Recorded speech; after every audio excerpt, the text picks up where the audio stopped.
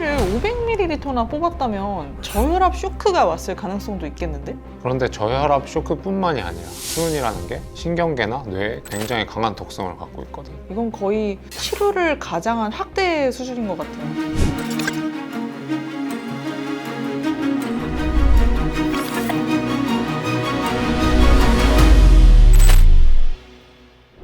안녕하세요. 닥터앤 로이어. 안녕하세요. 데이비원 인천고월점 대표 원장 이택규입니다. 안녕하세요. 저는 그 옆에서 법적 균형을 맞추는 변호사 나희정입니다. 오늘은 조금 더 옛날로 돌아가 보도록 하겠습니다. 오, 역사 콘텐츠? 나 역사 좋아하는데. 오늘의 닥터앤 로이어 주인공은 바로 영국의 예전 국왕 찰스 2세입니다. 찰스 2세. 지금은 찰스 3세.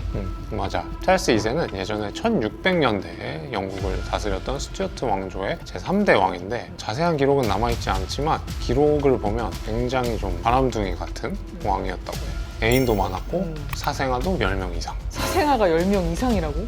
완전 왕실판 스캔들이네. 그런데 그거보다 더 충격적인 건 이 찰스 2세의 죽음이야. 1685년 2월 1일 밤 왕이 발작을 일으켰는데 그 이후에 58번의 치료를 받으면서 결국 사망에 이르게. 58번? 무슨 얘기야? 치료를 58번이나 시도했다고? 그리고 58번의 치료라는 게 총 6일 동안 기록된 내용이래. 그러니까 2월 1일에 발작을 일으켰는데 58번의 치료를 받고 2월 6일에 사망에 이르게 된 거지. 그럼 6일 동안 58번이나? 그럼 의사들이 왕을... 자, 자세한 이야기는 사건을 돌아보면서 이야기하도록 하겠습니다. 1685년 2월 1일 찰스 2세는 갑작스럽게 발작을 겪고 당시 왕실 주치의들이 치료에 나섰는데 그 방법들이 지금 관점에서는 굉장히 심각했어. 뭘 했는데? 먼저 사혈, 피를 뽑았어. 그것도 500ml 이상. 피를 뽑는다는 것 자체가 예전에는 치료 행위 중에 하나였거든. 그리고 관장, 등, 수은 세척, 그리고 말의 오줌까지 치료약이라고 먹였대. 오줌? 말의 오줌을? 이런 지금 봤을 땐 말도 안 되는 치료들을 한꺼번에 한 거야. 믿기 어렵지만 진짜야. 이런 행위들이 6일 동안 58번이나 이루어진 거지. 그래서 결국 사망에 이르렀고. 소변 색깔로 병세를 진단했다는 얘기도 있지 않아? 맞아. 찰스 2세의 소변 색깔이 굉장히 밝은 황금색에 가까웠다는 거야. 그래서 이걸 오히려 되게 좋은 징조라고 해석을 했대. 완전히 잘못된 판단이지. 아니 그럼 결국 의사들이 왕을 죽인 거 아니야?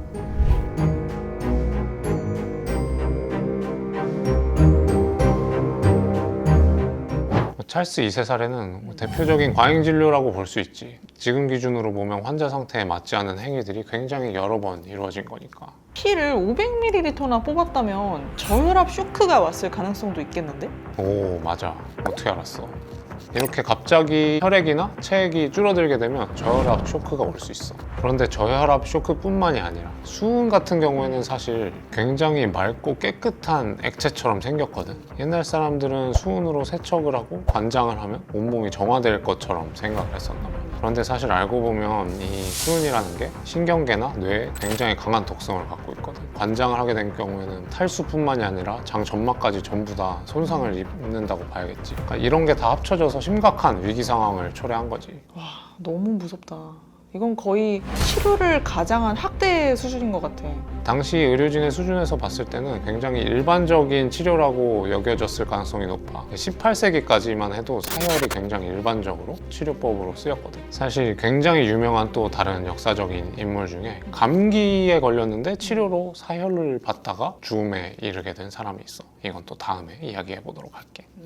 만약 이 사건이 오늘날 벌어졌다면 이건 사망에 이르게 한 과실로 업무상 과실치사가 적용돼요. 특히 환자의 상태가 안 좋아지는 걸 좀 보면서도 똑같은 치료를 계속했다면 고의는 아니더라도 굉장히 중대한 과실로 생각이 될 것 같은데, 현대에는 이제 치료 적정성 기준이라는 게 있어서 수혈이나 치료, 약물은 얼마나 넣을지 이런 것들이 사실 다 정해져 있거든. 미용만 해도 어떤 식으로 희석을 하고 어떤 정도로 주입을 할지 전반적인 가이드라인이 있거든. 그러니까 이런 과정에서 이런 것들을 설명하고 동의를 받고 하는 게 의무라고 봐야지. 사실 이 사건은 현대에서는 법적으로나 의료적으로나 말도 안 되는 사건이긴 하지. 그렇지. 그렇지만 이제 미용에서도 보면 굉장히 불필요하게 과한 패키지를 권유한다거나 무리하게 시술을 하는 경우가 사실 있긴 있거든. 이런 걸 하지 않는 게 중요하지. 너무 과하면 미용 시술이라도 이 사례처럼 위험한 상태까지 빠질 수 있겠지. 환자가 과도하게 시술을 원하더라도 적절히 그날그날 할 수 있는 정도로만 시술을 하는 게 중요할 것 같고, 이런 것들을 충분히 설명하고 시술을 하는 게 중요하겠지. 우리 병원에서는 사실 환자가 과도한 시술을 원하더라도 이 정도까지만 오늘 하시죠 라고 딱 선을 긋고 말씀을 드리거든. 그게 사실 미용이라도 책임 있는 병원의 자세라고 생각해. 오, 그래. 왜 그렇게 보지? 너무 잘하고 있어서. 최고. 고마워.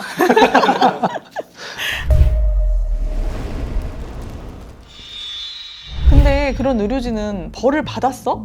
아니, 오히려 충성을 다했다고 포상을 받기까지 했다는데. 말도 안 돼. 어떻게 포상을 해줄 수가 있지? 그러니까 그때 관점에서 보면 정서적으로 내가 최선을 다했다? 이런 게 더 중요하게 생각이 된 것 같아. 그리고 정확한 의료 기준이 없다 보니까 좀 그런 부분들은 좀 덜 중요하게 생각이 된 거지. 하긴 그 당시의 의학 기준은 지금이랑 많이 다를 것 같긴 해. 그렇지. 지금은 설명 의무, 치료 기준, 시술 동의서 이런 것들이 하나라도 빠지면 사실 의료인이 책임을 면하기가 쉽진 않지. 법과 인식이 모두 바뀌었으니까 환자 중심, 안전 중심, 그리고 근거 중심으로. 오늘은 역사 속 인물인 찰스 2세 사례를 통해서 과잉진료와 의료인의 책임에 대해서 알아보는 시간을 가졌습니다. 찰스 2세는 옛날 인물이지만 지금도 반복되는 의료 현장에서의 고민이 담겨 있는 것 같아요. 치료의 핵심은 많이보다 정확히 아닐까요? 영상이 흥미로우셨다면 구독과 좋아요, 알림 설정까지 꼭 부탁드립니다. 댓글로 궁금하신 점도 많이 남겨주세요. 감사합니다. 안녕.